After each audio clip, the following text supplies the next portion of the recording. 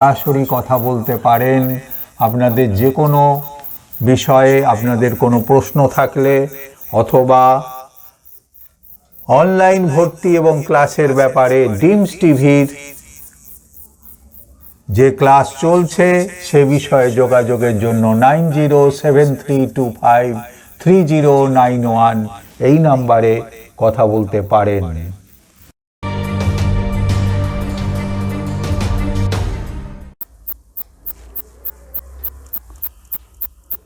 ছোট্ট বন্ধুরা, ডিমস টিভির পর্দায় আবৃত্তির অনলাইন ক্লাসে তোমাদের স্বাগত জানাচ্ছি। বাকশিল্প আবৃত্তি ও শ্রুতি নাটক চর্চা কেন্দ্রের সহযোগিতায় ডিমস টিভির পরিচালনায় আবৃত্তির অনলাইন ক্লাসে প্রথমেই উত্তর না দেওয়া প্রশ্নগুলো, যেগুলো ইতিমধ্যে আমাদের কাছে এসে জমা হয়েছে, তা থেকে নির্বাচিত কয়েকটি প্রশ্নের উত্তর প্রথমে জানিয়ে নিই, তারপরে চলে যাব সরাসরি সিলেবাসের মধ্যে। পুরুলিয়া থেকে শালমলী সেন প্রশ্ন করেছেন, সত্যেন্দ্রনাথ দত্ত, প্রেমেন্দ্র মিত্র ও কালিদাস রায় রচিত কাব্যগ্রন্থগুলির নাম জানতে চাই। অর্থাৎ কাব্যগ্রন্থগুলির নাম কি, তার এই প্রশ্ন।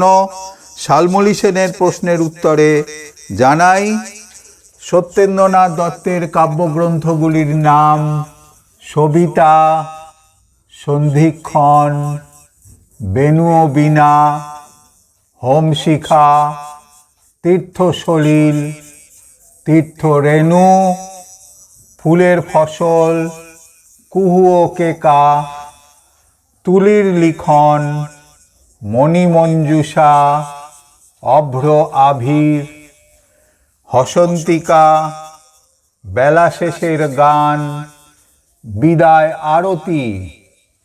আরেকবার জানাই, সত্যেন্দ্রনাথ রচিত কাব্যগ্রন্থগুলি হল বিদায় আরতি, বেলা শেষের গান, হসন্তিকা, অভ্র আবির, মণিমঞ্জুষা, তুলির লিখন, কুহু ও কেকা, ফুলের ফসল, তীর্থরেণু, তীর্থসলিল, হোমশিখা, বেণু ও বীণা, সন্ধিক্ষণ, সবিতা।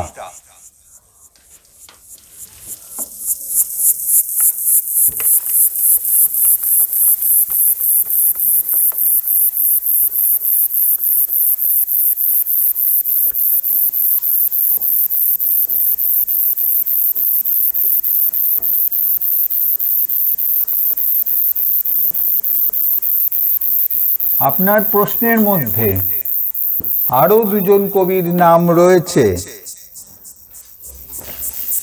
দ্বিতীয়জন প্রেমেন্দ্র মিত্র।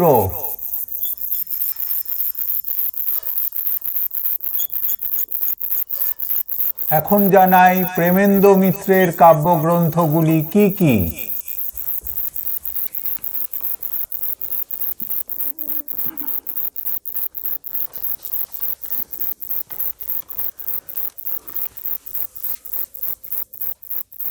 প্রথমা,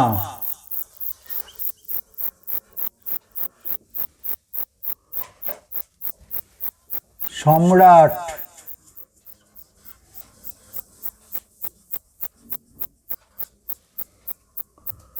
ফেরারি ফৌজ,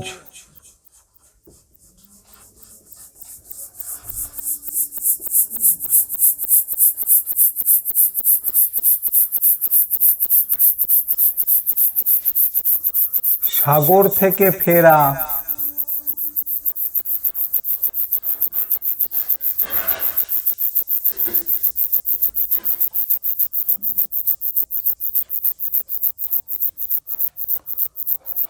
কখনো মেঘ,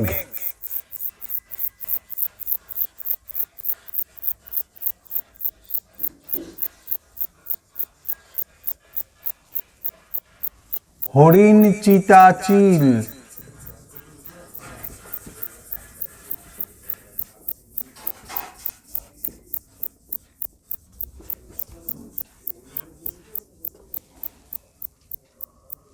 অথবা কিন্নর।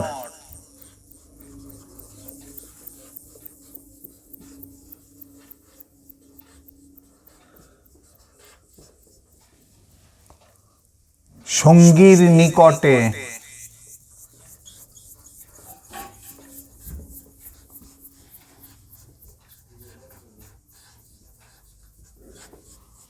প্রেমেন্দ্র মিত্রের লেখা কাব্যগ্রন্থগুলির নাম আরেকবার জানাই: সঙ্গীর নিকটে, অথবা কিন্নর, হরিণ চিতাচিল, কখনো মেঘ, সাগর থেকে ফেরা, ফেরারি ফৌজ, সম্রাট এবং প্রথমা।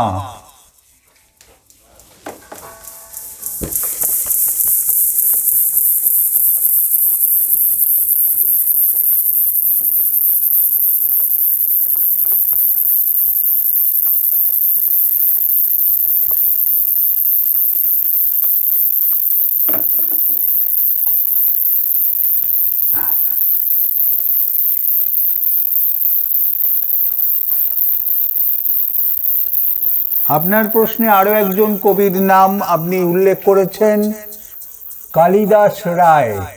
কালিদাস রায়ের কাব্যগ্রন্থগুলি কি কি এবার জানাই।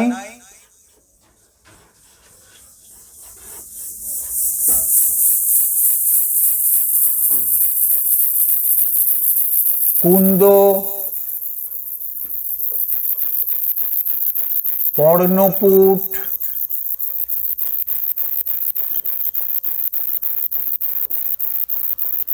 ব্রজরেণু, ব্রজরেণু নয়, ব্রজবেণু,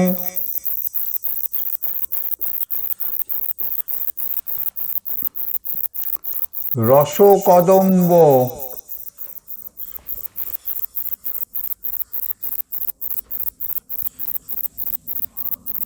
লাজাঞ্জলি,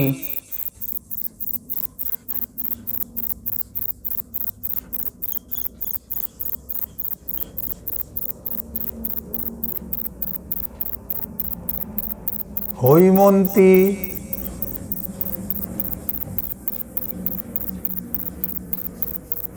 বৈকালী।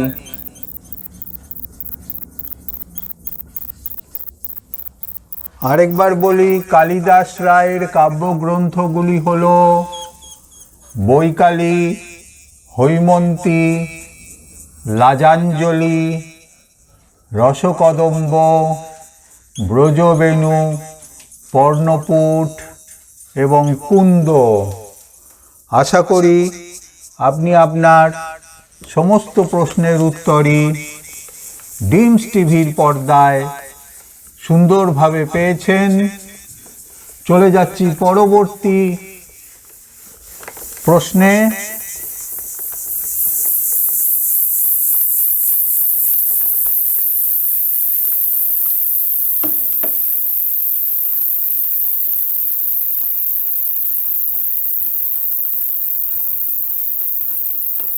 এবারের প্রশ্ন মধ্যমগ্রাম থেকে দীপা খান করেছেন। মধ্যমগ্রাম থেকে দীপা খানের প্রশ্ন, আবৃত্তি সুন্দর ও যথার্থ করতে হলে কি কি বিষয়ের প্রয়োজন? আবৃত্তি সুন্দর ও যথার্থ করতে হলে যে সব বিষয়ের প্রয়োজন সংক্ষেপে বলি সেগুলি হলো স্মৃতি, স্বরক্ষেপণ,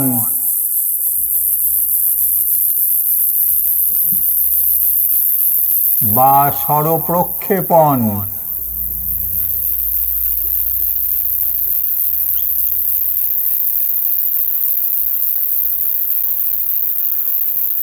উচ্চারণ,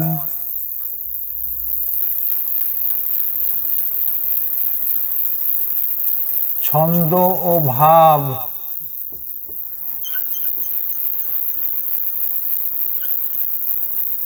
সামগ্রিকতা,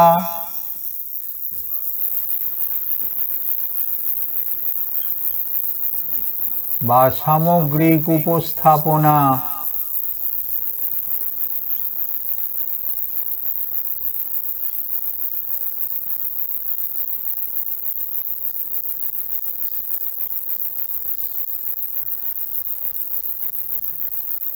এর আগেও এই বিষয় নিয়ে আমরা অনলাইন ক্লাসে আলোচনা করেছিলাম। আবৃত্তি সুন্দর ও যথার্থ করতে হলে স্মৃতি, স্বরক্ষেপণ বা স্বরপ্রক্ষেপণ, উচ্চারণ, ছন্দ, ভাব, সামগ্রিকতা বা সামগ্রিক উপস্থাপনা এই বিষয়গুলোর প্রয়োজন হয়। যদি কবিতাটি খুব ভালোভাবে মুখস্থ না থাকে তাহলে অন্যান্য বিষয়গুলোকে উপস্থাপিত করা সম্ভব হয় না। স্বরের ওঠানামা, উঁচু, নিচু এবং মধ্য স্বরে কবিতার বিভিন্ন বিষয় আমাদের উপস্থাপিত করতে হয়। সঠিক উচ্চারণ বা বিশুদ্ধ উচ্চারণ, কবিতাটি সঠিক ছন্দে পড়া এবং তার ভাবকে প্রকাশ করার চেষ্টা করা, এবং সব মিলিয়ে কবিতাটি কতখানি সুন্দর হলো অর্থাৎ সামগ্রিক উপস্থাপনা কতখানি ভালো হলো সেইটার ওপরে নির্ভর করে আবৃত্তি সুন্দর ও যথার্থ হওয়া। পরবর্তী প্রশ্ন, স্নিগ্ধা চক্রবর্তী বারাসাত থেকে করেছেন। সনেট কি? বাংলায় সনেট রচনার পথিকৃৎ কে? স্নিগ্ধা চক্রবর্তীর প্রশ্নের উত্তরে জানাই, সনেট বাংলায় বলা হয় চতুর্দশপদী কবিতা। পরবর্তী কোনো ক্লাসে এ সম্পর্কে আমরা বিস্তৃত আলোচনা করব। আজকে আপনার প্রশ্নের উত্তরে সংক্ষেপে জানাই, সনেট বাংলায় চতুর্দশপদী কবিতা। ইতালির কবি পেত্রাক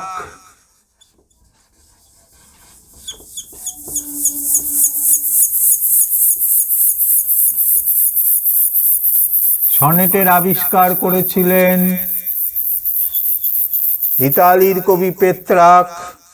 আপনার প্রশ্নের দ্বিতীয় অংশে রয়েছে, বাংলায় সনেট রচনার পথিকৃৎ কে? নিঃসন্দেহে এই কথা বলা যায়, বাংলায় সনেট রচনার পথিকৃৎ হলেন মধুসূদন দত্ত। মাইকেল মধুসূদন দত্তের হাতেই বাংলায় প্রথম সার্থক সনেটের জন্ম হয়েছিল। মধুসূদন দত্ত বাংলায় সনেট রচনার পথিকৃৎ নিঃসন্দেহে। আপনার প্রশ্নের উত্তরে আরো একটু জানাই, সনেট হবে 14 পংক্তির কবিতা বা চতুর্দশপদী কবিতা। প্রথম 8 লাইন অষ্টক,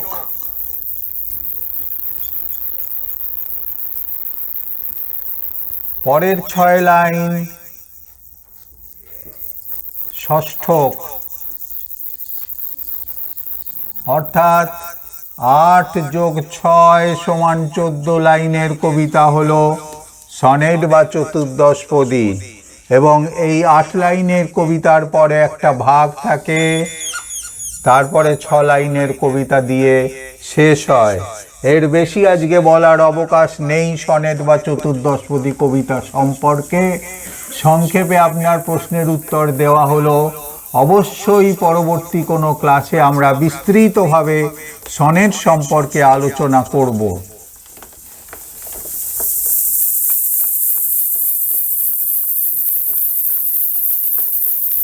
চলে আসছি পরের প্রশ্নে। ড্রিমস টিভির পর্দায় আবৃত্তির অনলাইন ক্লাস চলছে প্রাচীন কলা কেন্দ্র চণ্ডীগড়ের পাঠ্যক্রম অনুযায়ী, সহযোগিতায় বাকশিল্প আবৃত্তি ও শ্রুতি নাটক চর্চা কেন্দ্র। নীলাঞ্জনা ভট্টাচার্য বেঙ্গালুরু থেকে প্রশ্ন করেছেন, আবৃত্তি ও কবিতা পাঠের মধ্যে পার্থক্য কি? নীলাঞ্জনা ভট্টাচার্যের প্রশ্নের উত্তরে জানাই, আবৃত্তি সাধারণত স্মৃতি থেকে বলা কবিতা, অর্থাৎ মুখস্থ বলা কবিতা। কবিতা পাঠ হলো দেখে দেখে কবিতা বলার যে চেষ্টা, সেখানে মুখস্থ থাকার বিষয়টি থাকে না, অর্থাৎ স্মৃতি থেকে বলার প্রয়োজন হয় না। দেখে দেখে কবিতা বলা হলো কবিতা পাঠ, স্মৃতি থেকে মুখস্থ বলা হলো আবৃত্তি। শুধুমাত্র কি এটুকুই তফাৎ রয়েছে এই দুটি বিষয়ের মধ্যে? অবশ্যই নয়। স্মৃতি থেকে বললে কবিতা অনেক বেশি স্বতঃস্ফূর্ত হয়, কেননা মনোযোগটা শুধুমাত্র কবিতা বলার বা আবৃত্তি করার পেছনেই থাকে। আর কবিতা পাঠের ক্ষেত্রে মনোযোগ বা মনঃসংযোগ দুই ভাগে ভাগ হয়ে যায়। সঠিকভাবে কবিতাটিকে বলার চেষ্টা করার দিকে মনোযোগ দিতে হয় এবং একই সঙ্গে দেখে পাঠ করার সময় অনেক বেশি মনঃসংযোগ দিতে হয়, যাতে কোনো ভুল না হয়। সুতরাং আবৃত্তি ও কবিতা পাঠের মধ্যে মূল তফাৎ স্বতঃস্ফূর্ততার। নবব্যারাকপুর থেকে প্রশ্ন করেছেন রুবি দে। তৎসম, তদ্ভব, অর্ধতৎসম ও দেশি শব্দের উদাহরণ চেয়েছেন। তৎসম, তদ্ভব,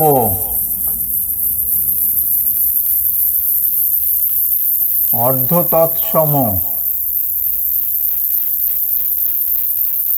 ও দেশি শব্দের উদাহরণ চেয়েছেন।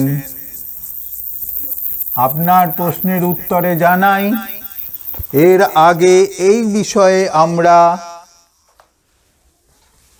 একটি ক্লাসে আলোচনা করেছিলাম। আপনি উদাহরণ চেয়েছেন, আরও একবার উদাহরণ জানিয়ে দিচ্ছি। এর বেশি বলার সুযোগ এখন নেই, বিস্তৃত আলোচনা হয়েছে এই বিষয় নিয়ে। ইউটিউবে ডিমস টিভি পূর্ববর্তী সমস্ত ক্লাসগুলি, অনলাইন ক্লাসগুলি রয়েছে, সুন্দরভাবে সাজিয়ে দেওয়া রয়েছে।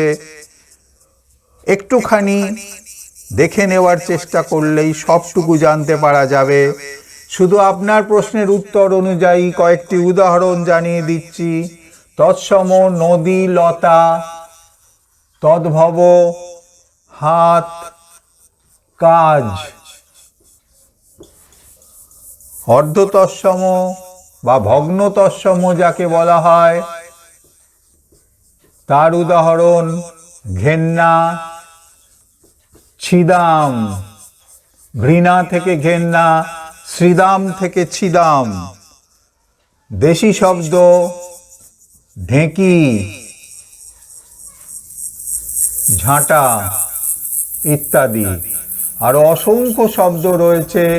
যে শব্দগুলির উদাহরণ জানতে চেয়েছেন তার শুধু দুটি করে উদাহরণ দেওয়া হলো মনে রাখতে সুবিধা হওয়ার জন্য। তৎসম, তদ্ভব, অর্ধতৎসম, দেশি শব্দের উদাহরণ আপনি জানতে চেয়েছিলেন, জানিয়ে দেওয়া হলো ডিমস টিভির অনলাইনের ক্লাসে।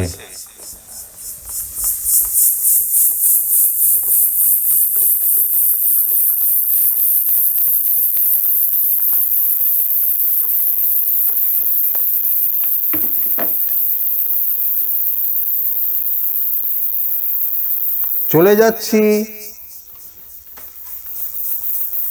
আজকের প্রশ্নোত্তরের আসরের সর্বশেষ প্রশ্নে।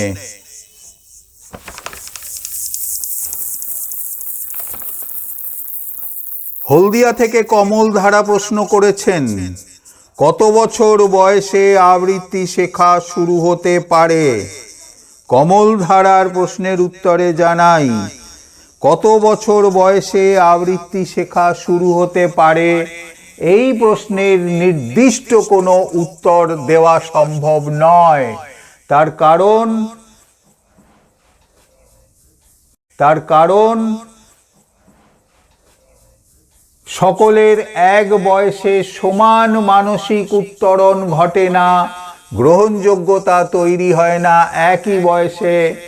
আজকাল অভিভাবক অভিভাবিকারা অনেকেই 2.5 বা 3 বছর বয়স থেকেই বিভিন্ন বিষয় সন্তান সন্ততিদের শেখানো শুরু করেন। 2.5 বা 3 বছর বয়স থেকেই। আমরা আরেকটু এগিয়ে গিয়ে বলতে চাই যে এই সময়টা তাদের নিজেদের মতো করে বেড়ে উঠতে দিলে ভালো হয়, বরং আরেকটু অপেক্ষা করে ভালো হয় 5 বছর বয়স থেকে যদি আবৃত্তি শেখানো শুরু করা যায়। 5 বছর বয়স থেকে আবৃত্তি শেখানো শুরু করলে তাদের মধ্যে যে গ্রহণযোগ্যতা তৈরি হয় এবং